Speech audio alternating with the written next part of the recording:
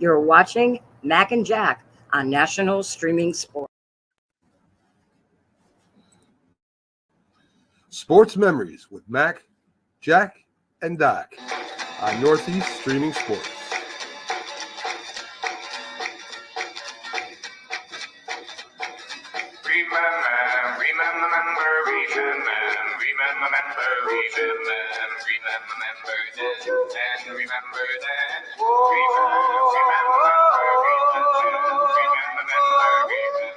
Every Saturday at 8 a.m. Yes, sir. Every Saturday at 8 a.m. And here we are to start off your Roku Day again, as we always do, Mac and Jack. Jack, today we're going to touch on a few different subjects. Because the Olympics are done, I thought it'd be good that maybe we take a look back at the 1976 Olympics. We'll talk about the NBA and the great Big O, Oscar Robertson himself. And I'm going to take a look at semi-pro football, which, we looked at before. We had coaches on. We've even broadcast some semi-pro games, believe it or not, on the network. But I'm going to take a little different approach, and it's going to be a little fun. So we're going to talk about that near the end. But first, Jack, let's talk about maybe the best boxing class in Olympic history, the 1976 Olympic team. Well, I thought we were going to talk about all of the 1976 Summer Olympics in Montreal. I mean, the United States boxing team stood out amongst everything, but there were a lot of storylines going on. And there was Bruce Jenner winning the decathlon. I want to comment on that. I mean, we know Bruce Jenner's status today. It's no longer Bruce Jenner, but I don't want to get into all of that. But Bruce Jenner was considered basically the all-American boy. He was on the Wheaties box after winning the decathlon. As an athletic event, Bruce Jenner was slightly behind after the first of the 2 days of competition, but he knew he was going to win because the second day by far were his stronger events that he'd have to compete in.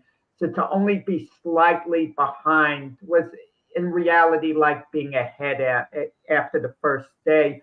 And Bruce Jenner did win the decathlon. He could have led up on the 1,500-meter run at the end, but he ran hard.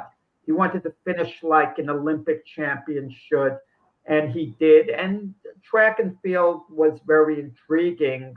Edwin Moses won the 400-meter hurdles, the first of his two. Then they had a boycott in 1980. Then he won the 400-meter hurdles again in 1984.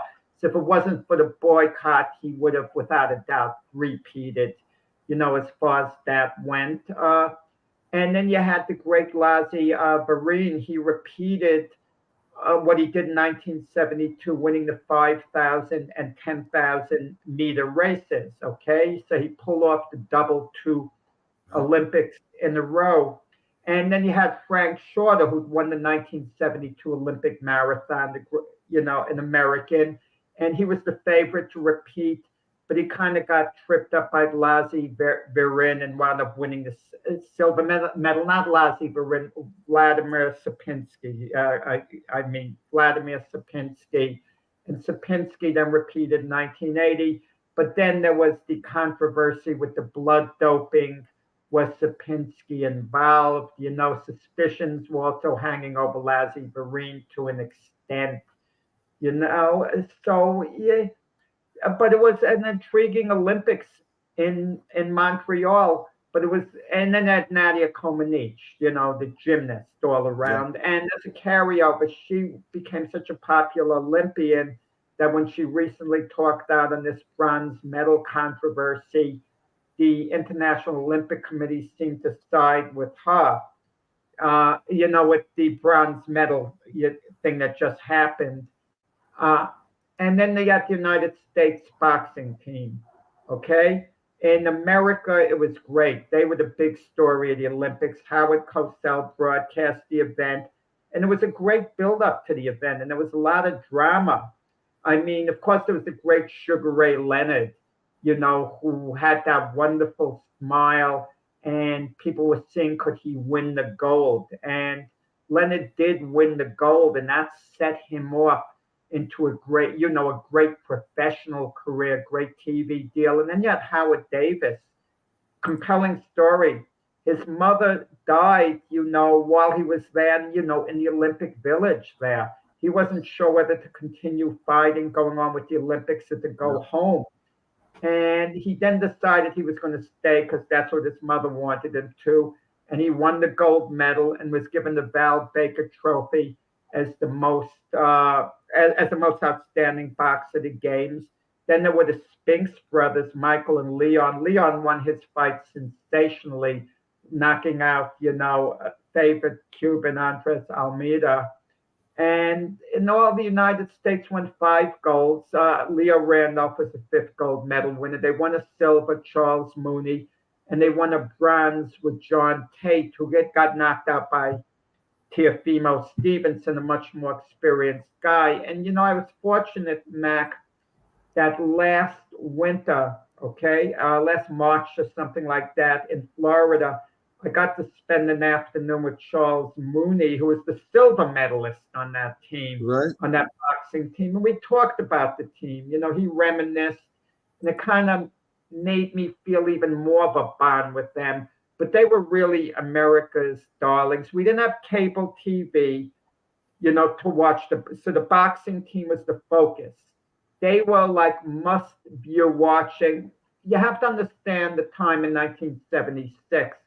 The boxing events were much more popular than the basketball events, much more. The 2 most watched events would really be boxing and track and field. Gymnastics was popular too, but it's not like today where the boxing would be put on the secondary Olympic channel. It's not really highlighted. We don't know the fighters going in. In reality, there's very little interest today, in Olympic boxing in the United States, at least. Jack, I just the total opposite. It's like an opposite world where we got all these gold and we did well in other Olympics too. The 76 maybe the best, maybe the second best, you can argue, but we got 1 bronze medal this boxing time around in this Olympics. How far can you fall from getting 8 medals and 6 gold and down to 1 bronze? It's like nobody's even interested in the United States in boxing anymore. It's incredible. I mean, I remember the Olympic trials. Listening and watching to some of the Olympic trials to see who actually was going to be on the team. And there was a lot of great boxers that didn't even make the teams. This is how competitive it was. You're right, Mac. A great point by you. It used to be a big deal to watch the Olympic trials, the box-offs, to see who was going to get on the team. We wanted to see what Mike Tyson make the team, and we'd watch on ABC TV him get outpointed, him not being able to make the Olympic team. We'd see Evander Holyfield sneak up on a favored Ricky Womack to make the team. Right. We'd see upsets that be storylines, who was going to make the team. It was so competitive. We'd see Aaron the Hawk Pryor lose to Howard Davis in the Olympic trials. 2 fairly evenly matched guys. Davis just a little better as an amateur. And there'd be these great matchups, great storylines, but there was no build-up to it this year with the United States. Nothing. No build-up at all. I couldn't tell you who was on the team. The Olympics over, Mac. I couldn't tell you anything about the Olympics. If you told me to give a recap of what the United States did in the 1976, in the 2024 Olympic Games, I'm at a standstill. I wasn't paying attention, Mac. And I just wasn't paying attention. And that's me. If I knew boxing was on at that moment, I would watch it. If I knew it was going to be on in a half hour, I'd make it a point to watch it. Okay? But I didn't go out of my way to find out. I went out of my way to look up when all the track and field events were going on. I wanted to see those. I wanted to find out when Katie Ledecky was swimming. I wanted to see when the great French swimmer Marquand was swimming. I was interested when Simone Biles was going to go on gymnastics. I kind of targeted those athletes. Boxing, I just didn't target. But in large part, Mac, because amateur boxing is a farce as far as the judging goes. You get these crazy, outrageous decisions. And like I said many times, after the 1988 Olympics, after that decision that went against Roy Jones, it was so crazy and off the charts that it wouldn't get reversed, that judges could score it against them. Okay. I didn't want to watch it again. And they further made fools of themselves, the Olympic Committee in 1988. They award Roy Jones the outstanding boxer of the 1988 Olympics, but he didn't win a gold medal. No, He didn't win a gold medal. If he's a silver medalist, how are you making him the outstanding boxer? That's telling me your judges were either dishonest or incompetent. If you're going to make that ruling, reverse the darn decision. Decisions can get reversed if there's some type of evidence there, or if you don't want to take the gold medal away from someone, you just add in another one. You have a special circumstance type thing. They could do that. They could do that, Jack, if they really wanted to. I mean, they could have done something like that. This is James. James says, kids don't fight anymore. You don't have to now. Physical fighting saw synonymous with achieving greatness, not anymore. When we talk to John Scully and about some of the fighters that are over in the other countries, back in the 70s and 60s and 50s and 40s, there were a lot of poor people in America. And I mean, by poor, I mean not eating poor. And the streets were not a place to really grow up, and they turned to fighting to get out of the streets. It seems, Jack, from what John Scully was saying, is it's that way now in Europe, in the Europe thing, Ukraine and parts of Russia and Germany, where it's just violent all the time. And the way to get out of there is to fight. And they're doing the same thing in Europe, basically, as we did here. Because it's bothered me that we really don't have any. We have a couple, but we really don't have great American fighters like we used to. Scully's got a brilliant mind, but I'll disagree with him on what he's saying. And I can't say I'm confident he's wrong, but I'm going to disagree with what he's saying. Mac, any kid or any person who takes up a sport, they never take it up in the beginning with the thought, oh, I'm going to make a lot of money. I'm doing this for economics. I'm going to be a champion. Never, Mac. You take it up because it's something you fall into. You like it. You take an interest. And then once you've done it a while, on a lower level, like a kid playing baseball, a kid boxing, a kid playing basketball. And when you start moving up the chain and you're really outstanding, at some point the thought comes, wow, I could make the major leagues. I can be a world champion. I could do this. Then the thought that you could maybe make a lot of money later on comes into play. But even then, you don't think of the money primarily or way out for a future until you've gone to a certain point where you're really good. You're basically playing these sports for love of the game. That's what you're really doing, at least initially, the first few years. And then when you see you're good at it, you see the advancement that you could make within the sport. And then maybe you start looking how far you can go. Don't tell me a kid who's 14 who puts on the gloves and goes to a gym is thinking, this is a way out for my family. Maybe in 3 years he wins an amateur title. Now he's thinking, maybe down the line at a certain point. Well, and one more before we move on to these guys in 1976. I remember Jerry Cooney saying he wanted to get the hell out of the house when we interviewed him. It was a bad situation, and he went down to the gym. I guess his brother was fighting at the time, was in the gym, and he ended up fighting at 15 years old, lost, and went back and fought the guy again. So I think there is something to the environment, Jack. There is something that will make somebody, and maybe not get, like you're saying, make money, but to get out of a situation, to get away from a situation. So maybe I'm saying it wrong. No. Well, that's why certain young men go into the service.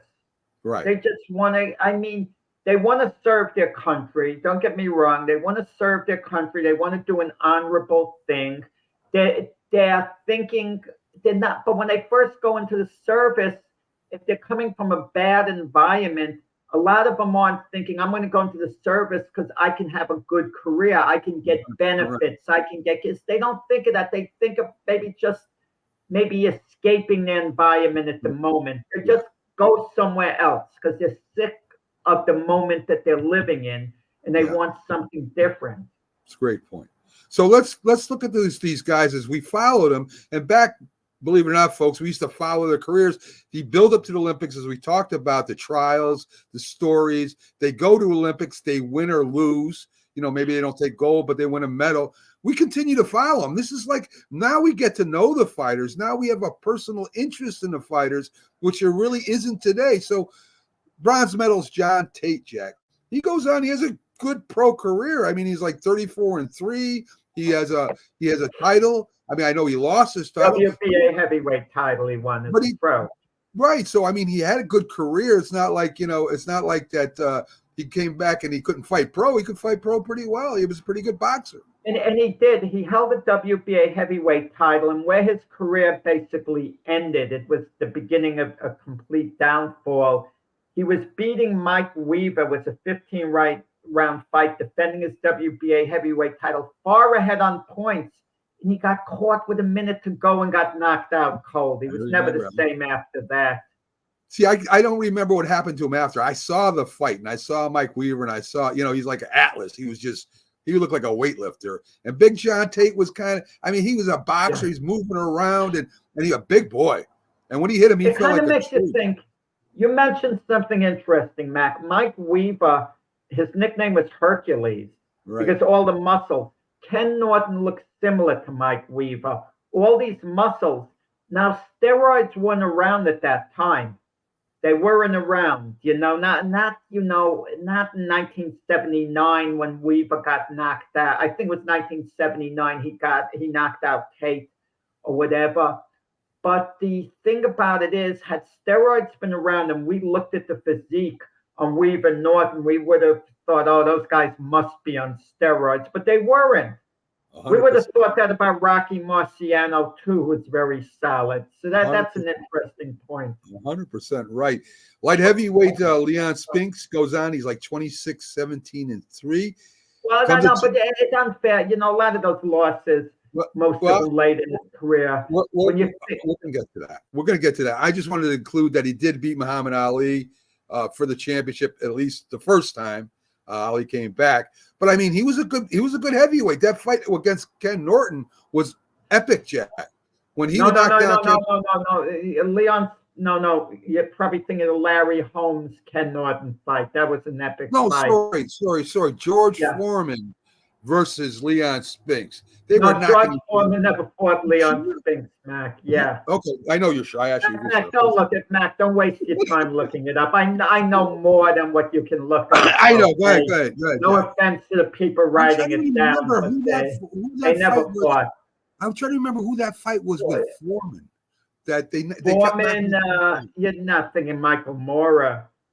Dwight Muhammad Kawi, who was a little tank who fought Foreman when Foreman was going to come back. Maybe. But Leon Spinks, before beating Muhammad Ali, he fought a draw with a fighter, Scott Ledoux. I thought Spinks won the fight personally, watching it, but it was called a draw. And then he's fighting Ali there, only had 7 fights as a pro. And Spinks had the perfect style for Ali. He was raw. Ali was towards the end of his career. Ali, I'm going to tell you something. Ali was an underachiever, okay? Ali didn't achieve as much as he could in his career. Now, that sounds crazy. That sounds crazy for me to say it, because he didn't train as hard as he should have during the second coming, during the forced layoff. After that, he trained hard for a few fights, but all in all, he took shortcuts. He'd get in just good enough condition. He never got in supreme condition. So when a Floyd Mayweather puts an Ali down, people get outraged, but at least Floyd respected the sport in the sense that he always trained very hard, always entered the ring in top condition. That wasn't the case with Ali. And that's why he lost to Spinks, because Spinks had a tremendous energy level, would come forward with punch, punch, punch, punch. And Ali's physical condition was lacking just enough where he would be losing rounds that he should have been winning. So he loses a split decision in the first fight against Spinks, a decision that could have gone either way. I had it scored a draw for what it's worth, but no arguments with the decision. And Spinks, after winning the first Ali fight, was never the same. For the second fight, there were too many men in his ear giving him instructions, and the corner was crazy. And then it was all downhill. And then Spinks, late in his career, had a couple other shots at the title. He challenged Larry Holmes for the heavyweight title, got stopped in 3 rounds, and then he challenged Dwight Muhammad Qawi for a cruiserweight title and got stopped. So his brother, Michael Spinks, goes on and has an unbelievable light heavyweight career. Some people say he might be the greatest light heavyweight of all time.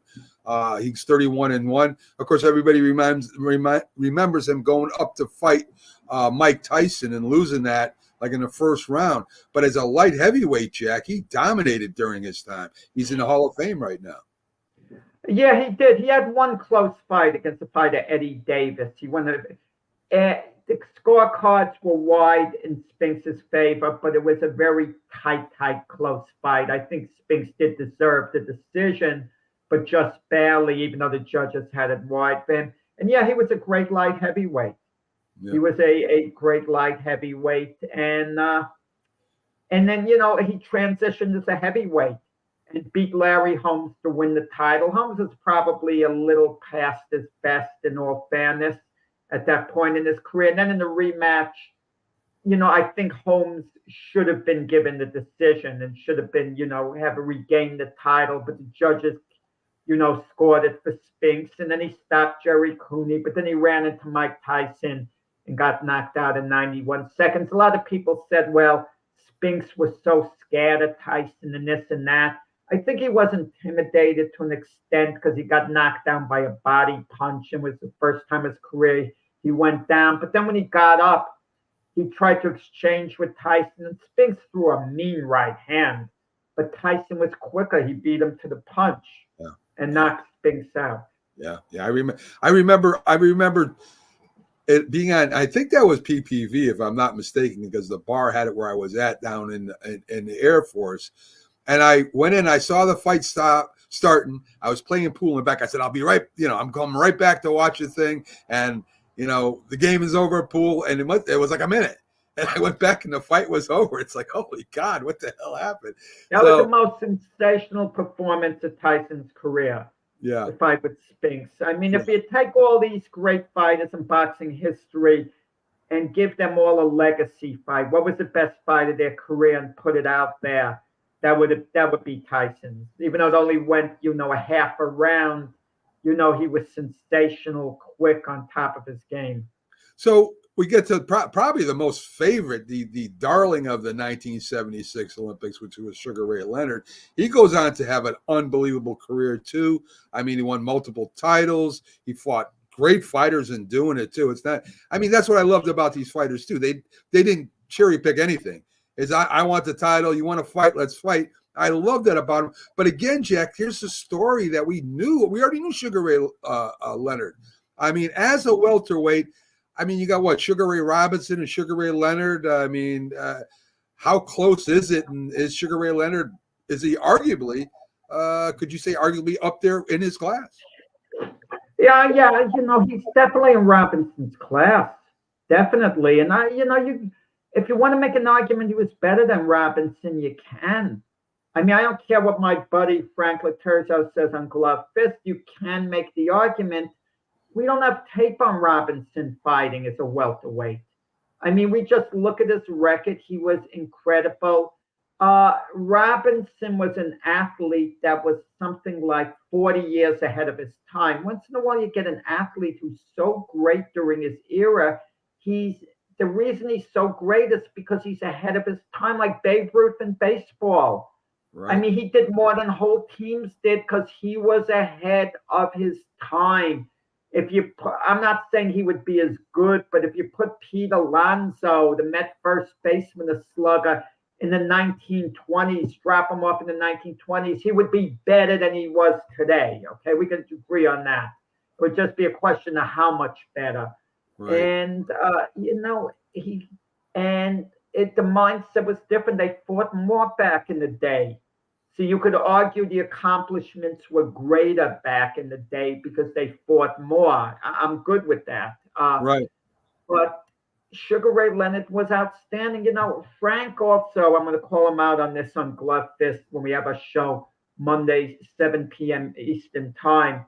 He's saying in boxing history, there were two fighters who would not be denied victory no matter what.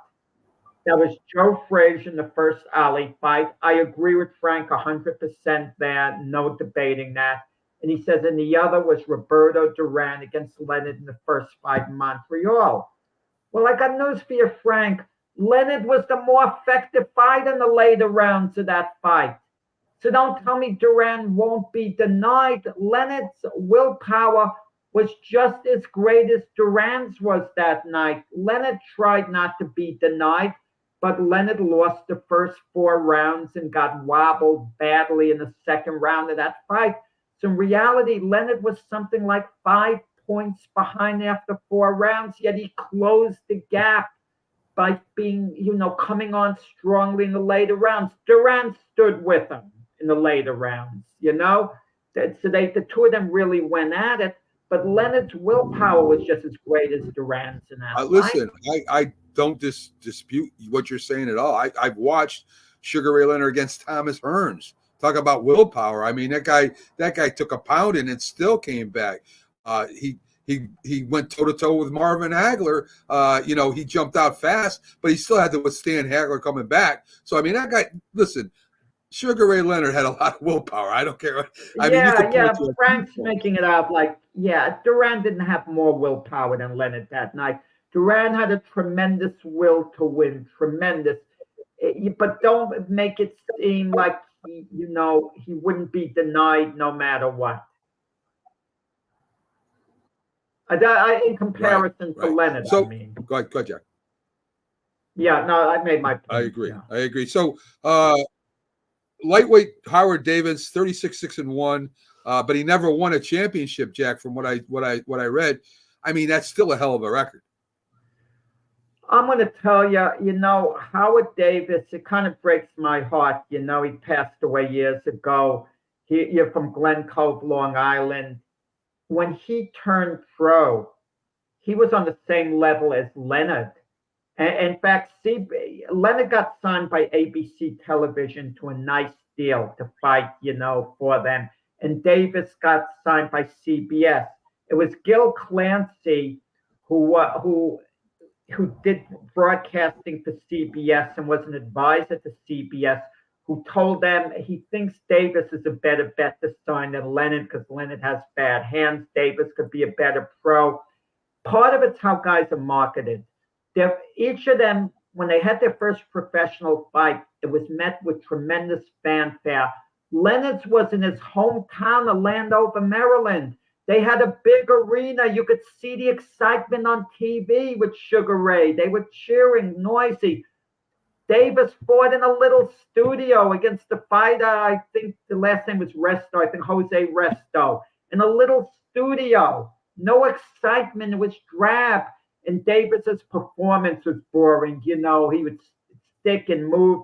Won by a wide decision. Didn't excite the crowd the way Leonard did. And then we saw with Davis, he was a good, solid pro. His best moment was fighting a draw with Meldrick Taylor before Taylor was champion. And Davis's opportunities, I didn't like the way he was managed all in all. I mean, I got to be honest about it, or the way he was moved. But part of it is Davis didn't have a strong chin. So even against ordinary fighters, he was at risk. Leonard had a good chin, so Leonard wasn't, nearly as vulnerable, nearly as much at risk as was Davis.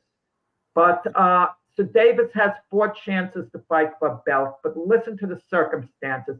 He fights Edwin Rosario, a Puerto Rican in Puerto Rico. Rosario's a Hall of Famer. Rosario's a great fighter. Davis is beating him going into the last round. He's like a point ahead. And then they exchange punches in the closing seconds, and Davis gets knocked down. And that's the difference. Davis doesn't win the championship. Then he fights a guy, Jim Watt, a very good fight in Scotland for one of the major belts. It's in Scotland. It's in Watt's hometown. Davis loses a close decision, and I'm not saying the decision was wrong. I mean, you could argue that Watt really deserved the decision. No argument there. But the idea, what are you doing fighting in a foreign country in another guy's land? Then he's a little past his peak. He's fighting Buddy McGirt for one of the titles. It's in New York, but they're both New Yorkers. But at that point, McGirt is the more popular fighter by far, more known, and Davis is kind of like on the comeback, and he got stopped in 1 round. And then he's fighting for one of the lesser belts, I think, against Dana Rosenblatt. I was at the McGirt fight at the Garden, and then I'm in Boston. I was there watching him fight Dana Rosenblatt, but he's fighting Rosenblatt's hometown. Okay, and he gets stopped there. It's kind of heartbreaking. He could never get over the top. He fights Hector Camacho on national television, loses a decision. Nice competitive fight. Camacho's always that little step ahead of him. Yeah. And there should have been a way to get Davis to a world title. That's what I'm saying. There should have been a way.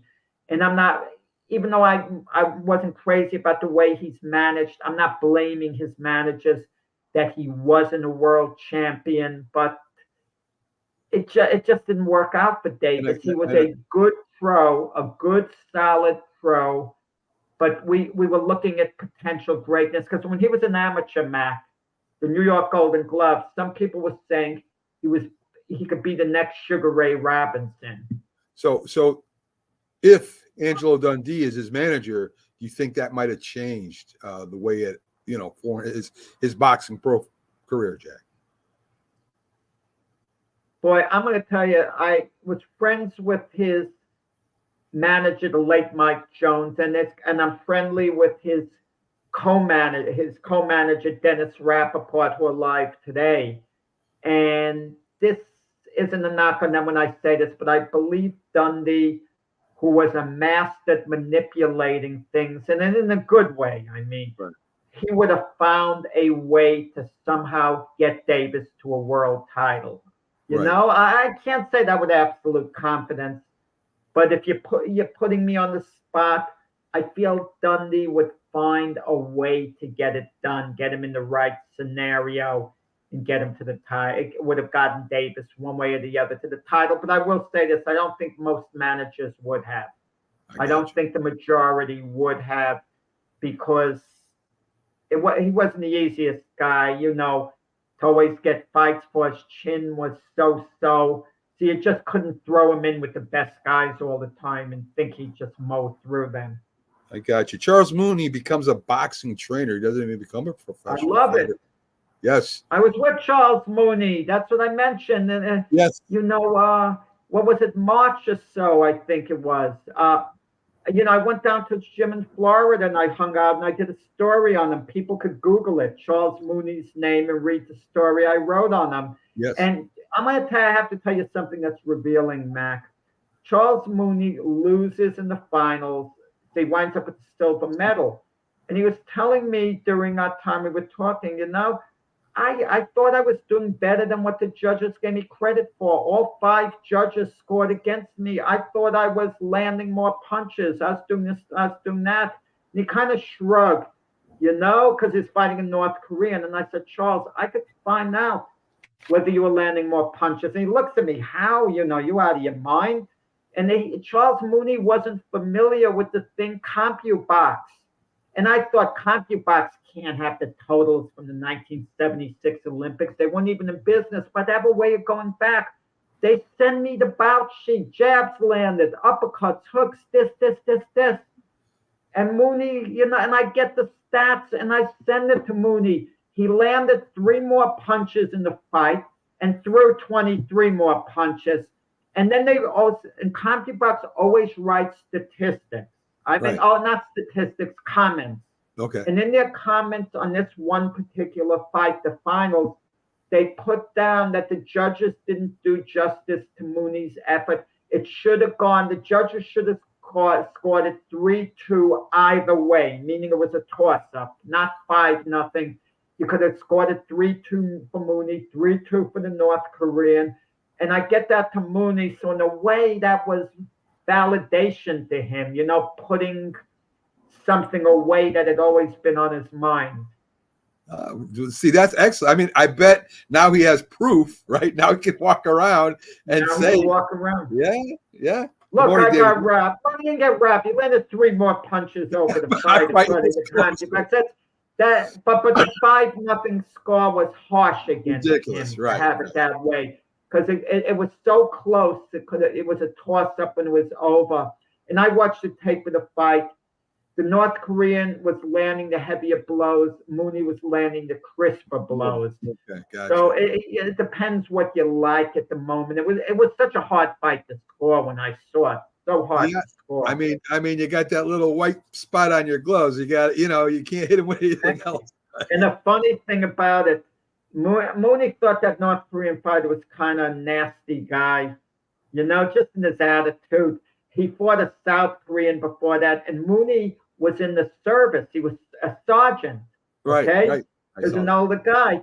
And Mooney spent a lot of time overseas, so he learned how to speak Korean. So when they met at ring center, he's talking Korean to the South Korean guy, and he looked bugged out. He told the South Korean guy, like, what? You're talking my language to me so smoothly? Like, you know, he put down his head. Are you from Korea too? He's thinking. Interesting. So, Jack, let's get to I'm gonna do the history of the semi-pro first because it might be shorter than Oscar Robinson. I want to save him for last anyway. So, if I was to ask you, what does Johnny Unitas, Marion Motley, and Sam Mills have in common? Well, that's obvious now. They played semi-pro football. I mean, that's the piece. Right. And the other answer would be they're all Hall of Famers. It's interesting when you go back and look at the players that actually played in semi-pro, how far these guys have gone. Now, of course, not all of them. But I just want to give you a team that you could form with all of them in their prime of former semi-pro football players. And, folks, there's 20 leagues of semi-pro around you right now. The only problem they have is getting sponsorship and keeping the money trail going. But there's a lot of talented players out there. So, all right. So I'm gonna start off with my coach, Jack, Sam Weich. Sam Weich played semi-pro for the Wheeling Ironmen, the quarterback, of course. So I got a Super Bowl coach as my head coach. My starting quarterback, of course, is Johnny Unitas. He played for the Bloomfield Rams. He made $6 a game at the time before he got drafted. My backup quarterback is Ken Stabler. Ken Stabler played for the ASFC League, Super Bowl winner. So I already got my starting quarterback, Johnny Unitas, one of the greatest of all time, and a Super Bowl quarterback in Ken Stabler. So, of course, I need some running backs. So I'll take Marion Motley, Hall of Famer with the Cleveland Browns, and Marv Hubbard, All-Pro for the Oakland Raiders. So I got my two running backs at tight end. I'm going to put Bob Tucker, another All-Pro tight end. So my offense is looking good against any team out there in their primes, Jack. And at my wide receiver, I have Rod Holiday, who played with the Firebirds, who was a San Diego Charger wide receiver, and Jack Ferrant, who also played for the Mac, I'm not too impressed with your wide receiver pass or what you can put out there. I know. Opposite them. I got to depend on Johnny Unitas I got to depend on Johnny Johnny. Unitas I'm impressed with. Yeah. I got, Johnny U could hold his own and then some against, you could argue against anyone if you want, but Ken come Stabler. on. Yeah. Ken Stabler. Ken Stabler's a backup. Listen, there's no guarantee Johnny U would start over Ken Stabler if they went to training camp. Johnny U probably starts, yes. But if Johnny U has a little bit of an off game, he's struggling, Ken Stabler comes in. Right, gets hurt, we got Ken. And I got a great running backs. I got Marion Motley, one of the greatest running backs of all time. Yeah. And Marv Hubbard, power guy. I got power. A power backfield. How are you going to stop? 3rd and 1, I got you. All we got to do is get it a Bob Tucker short, get 2nd and 2, 3rd and 1. Guess what? We're going to get through it. These are strong guys. These are grinders. They're grinders. Yeah. Yes. So now, offensive line, there were tons of offensive linemen that ended up playing in the NFL. One played for the Jets during the Super Bowl. You had another one that played for the Dallas Cowboys center for years. I'm not going to get all their names because it's an endless list. This was like the XFL and like the USFL or now the UFL. A lot of players move up from the independent leagues to play pro. But I do got a pretty good defense, Jack. All right. Well, first let me have my kicker. My kicker is going to be Mark Mosley. All right. Mark Mosley played for the Virginia Sailors. MVP of the league, a scoring leader back in 1972. I mean, accurate as the day is run. So I got Mark Mosley as my kicker. So, I mean, that's pretty good, right? So on defense, you're going to like my defensive line, Jack. My defensive line, I'm going to start at defensive tackle, Joe Klecko.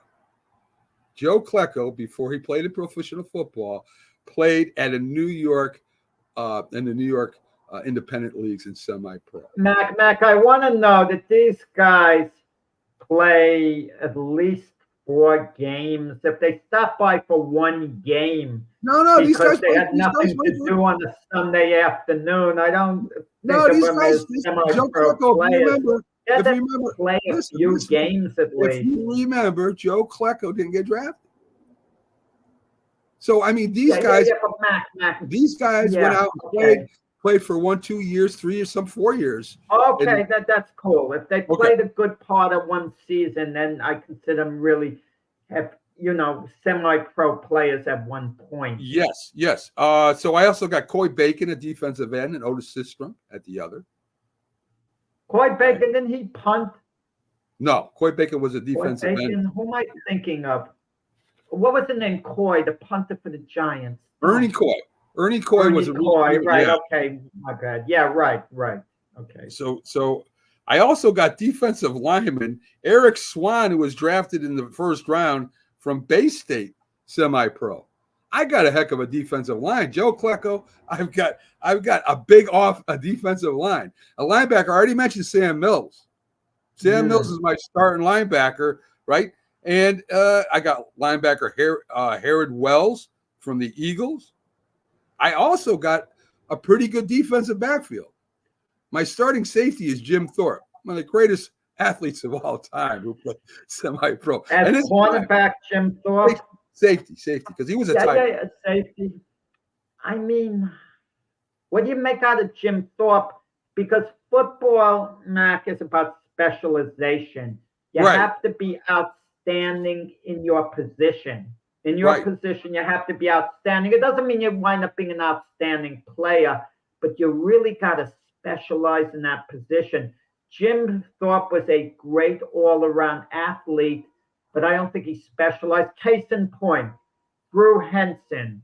He was great at baseball, football, but he wasn't that good at any one position, at any one thing. Well, I'd have him return punts too. He was going to be on my punt return team too. So maybe returning punts and kickoffs. I mean, yeah, I got an electric guy. I got an electric guy who was a decathlete. I mean, this guy was one of the greatest athletes of all time. So I got Mike Bass, who played for the Redskins, at my defensive back. Yeah. Right. I also got Ted Victor at defensive back, who also played for the Redskins. I mean, what I'd say to Jack is there was some quality Hall of Fame, all pro players that started in semi-pro. Of course, they call them semi-pro or independent leagues. Now, independent leagues have been around forever. They were going up against pro football before it really became pro football. Well, They would play against college football teams until the NCAA formed, and they stopped doing that because they didn't want to see these guys, the NCAA players, get hurt. So, I mean, there was a lot of players that came out of this, and some was, as you said, brief stops, but some played there for years because they couldn't get in college, and a lot of black players played because they couldn't get in the NFL because the color barrier at the time in the 40s and 30s Yeah. and the 40s. So a lot of them played in the independent leagues or semi-pro. So from 19 to 1985, which is really interesting, Jack, the National Football All-Star Game. This was right before the Super Bowl, a day before the Super Bowl, where they actually had all-star semi-pro independent players come and play a game in front of scouts. And the professional scouts there would be able to take over their contracts. It wasn't a lot of money back then, but this is how close the semi-pro was with football. Day before the Super Bowl, they're scouting these players, looking to pick them up off the independent leagues. And of course, at one time, it was a feeder program back in the 60s, early 70s, before you had World Football League, before you had the USFL, before you had all these other leagues that the NFL used as, a secondary place. They used the semi-pro. That's where Marv Hubbard, Bob Tucker, and that's how they all got on their teams. So it was interesting just to look back and look at these players. It took a lot of work, too, to find out where they played, how long they played, as you were saying, and, what they did afterwards. And I guess maybe Johnny Unitas would be the shining jewel there of all of them.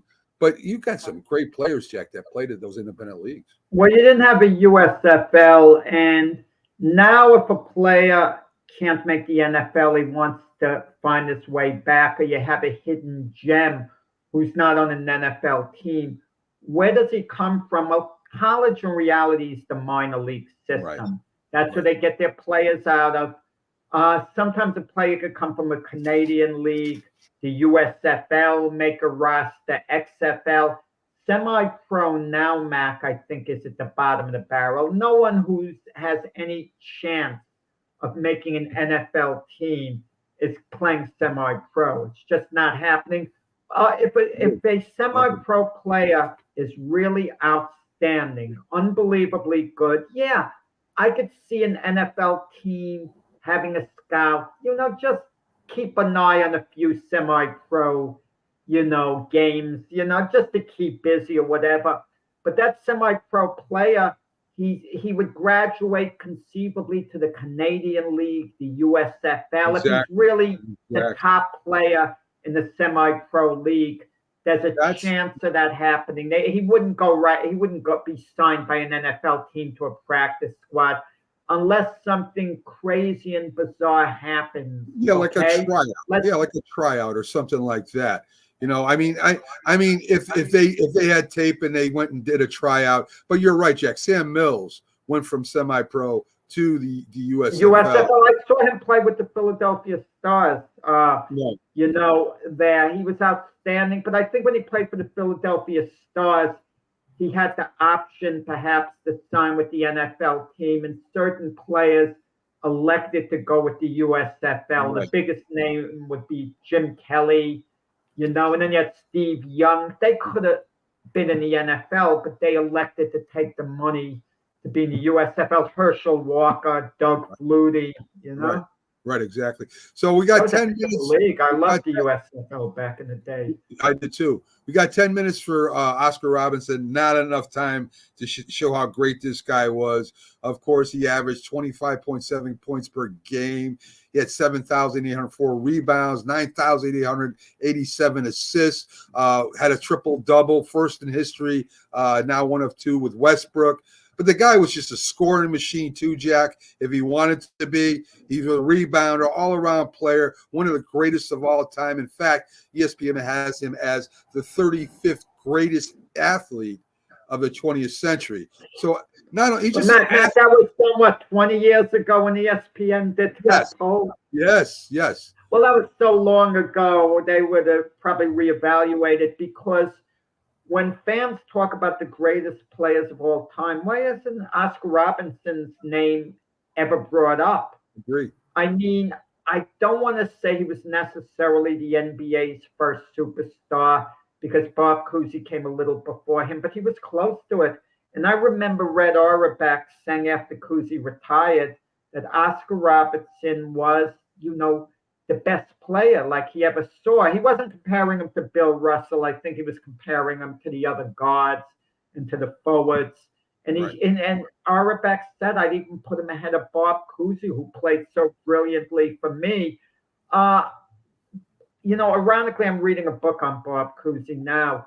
And Bob Cousy, even though he was compared to Oscar Robertson, could never understand the comparison, because Oscar, who came out of the Olympics in 1960, was actually Jerry West's teammate who won the gold medal. Imagine that, a backcourt of Jerry West and Oscar Robertson. Wow, I mean, that's like awesome. He was a big guard. He was a big guard at the time, bigger than Cousy. So Cousy never really guarded him when the Celtics played the Cincinnati Royals. And yes, Cincinnati had an NBA team then, Mac. Yeah. Why don't they have one now? They have the Reds, they have the Bengals. I mean, they're a big enough city to support an NBA team. They're a good sports town. And the Cincinnati Royals weren't that good. They were, they were so-so during the years Oscar played for them. And Oscar had one season where he just averaged a triple-double for the whole season. Right. And, but Oscar was more of a shooting guard. I mean, he was more along the lines of a Steph Curry. Steph Curry's not really a facilitator in the true sense of the word, and Oscar was basically the same way. He wasn't a traditional point guard like a Bob Cousy, a Jason Kidd, a John Stockton. He just wasn't quite that type of player. But he was just a great player. And he finally got his one NBA championship years later, towards the end of his career. Like, he had a 13-year career when he played for the Milwaukee Bucks, and his teammate was Lou Alcindor, now Kareem Abdul-Jabbar, and it just showed you how great Oscar was. He was, that he could win a championship late in his career with the Bucks. It's a shame he didn't win it with the Cincinnati Royals. But at that time, he was going against the Celtic dynasty. But Cousy always used to say he didn't compare himself to Oscar Robertson, because Cousy always looked to pass first. Oscar looked to shoot first. But there's a reason. Oscar by far was the best shooter on his team, and Cousy had really good players who could shoot that he could always pass off to. There was a difference involved. And we forget the great players like Oscar Robertson, Elgin Baylor. Yes. When we talk about the greatest players ever, their names don't quite come up. And I think it's in part because they didn't win a championship, but also you think of the NBA logo. Jerry West is on the logo. Jerry West is white, Oscar Robertson is black. And I thought, does that have anything to do with it? I'm not sure, because Jerry West played for a big market team, the Lakers. Oscar Robertson played for a small market team, the Cincinnati Royals. Jerry West's Lakers were usually in the mix to win the championship. They would always come up short, get their heart broken in the finals by the Celtics. So West got more national exposure, than Oscar Robertson did. But Oscar Robertson was slightly the better player amongst the two. Question for you, Jack. I mean, the logo. When did that logo of Jerry West, when did that become official? I don't think it's ever official. They could change it anytime they want. Well, what I mean is, when did that become the logo? I mean, was that always the logo of the NBA? It can't be always the logo of the NBA. It had to come out some year. I never looked that up. I mean, because Jerry West was not only a great ball player, great coach, great manager, great executive. I mean, he was all NBA. He was an NBA guy, NBA lifer. Even Oscar Robertson, the Big O, he was involved in the NFLPA. He ended up challenging the NBA because of the strict rules of draft and the strict rules of free agency, and he won the lawsuit. So he's inducted twice into the Hall of Fame. I don't know if he's the only one that is inducted twice. I think Jerry West is too, both on the opposite sides, right? One was working for the NBA, one with the players. So, but I don't know when that logo, it's bothering me now, when the logo became. Technically, it's not Jerry West. It looks like Jerry West. It is, but it doesn't say it's Jerry West, but everyone knows it's Jerry West. You said something, Mac, in your comments that was very thought-provoking. And I'm comparing it to what I talked about with Frank Laterzo in boxing. No matter what you think of Floyd Mayweather, the fighter, when you consider all the money he's made and the career he's had in the ring, you could say he's had the greatest career of anyone in boxing history. When you consider his money, getting out undefeated, this and that, not the greatest fighter, the greatest career in boxing. And even Frank, who's not a Mayweather guy, kind of acknowledges that's the case. I could argue this with the NBA. I never thought of this before. Of all the men involved in the history of the NBA, of all the people, who's had the greatest NBA career? It's Jerry West. It's Jerry West, easily. You want to know why? Because he's probably the greatest executive in the history of the NBA, and one of the great superstars in the history of the NBA. Think of that. So even if he's the 20th best player in NBA history, he's the greatest executive. He's had the greatest NBA career as far as accomplishments, what he's gotten done. I agree. How he performed on the court, how he performed as an executive, more so than anyone else. Michael Jordan could have overtaken him had he done anything substantial as an owner of the Bobcats. He was terrible as an owner. I got an answer. I asked the question. The producer, Linda, gives it to me. The NBA logo was designed in 1969 by Alan Siegel, the founder of Siegel & Gale, a branding consultancy firm. Siegel drew inspiration from a photo of Jerry West of the Los Angeles Lakers. The logo is red, white, and blue, blah, blah, blah. Features West silhouette dribbling. He charged $14,000 for the logo. So it is from a photo of Jerry West, and it was in 19... We all know it's Jerry West. Mac, that's not in dispute. So Jerry West. Jack, I asked the question, what year? You didn't know. I'm telling you, it was 1969. That's when the logo of Jerry West became the logo of the NBA. But when you think of it, 1969, it wasn't easy to put the logo down. Bill Russell had just, retired. Okay, then. And when you look at revisionist thinking is easy, but when Russell retired, it was still debatable who was greater, Russell or Chamberlain. And the thing against Chamberlain, they didn't win. He wasn't the ultimate team guy, Chamberlain. And you had Oscar compared to West. But West's profile was how West was the MVP of the series that the Lakers lost to the Celtics, Bill Russell's last year. They lost in 7 games. And West scores 45 points in game 7. And when they interview Red Auerbach, one of the first things he says, wow, that Jerry West was sensational. Like he went out of his way, and Auerbach would like to rub salt in the wounds of the opponents. Yeah. That was his style. But he was, wow, what a Jerry West admirer he was. Yes. So coming to the end of the show, folks, we hope you enjoyed it. A lot of information. Of course, Boxing with Jack is very informative, no matter what you're talking. Great stuff about the 1976 team. Talked a little bit about the semi-pro. The history of semi-pro football started a long time ago, before the NFL formed, and the players that came from there. And, of course, we talked about the great Oscar Robinson, the Big O, one of the greatest NBA players of all time. We hope you enjoyed the show. A lot of views, a lot of comments. We thank you for that. We'll see you tomorrow on the Big Football Show. Have a great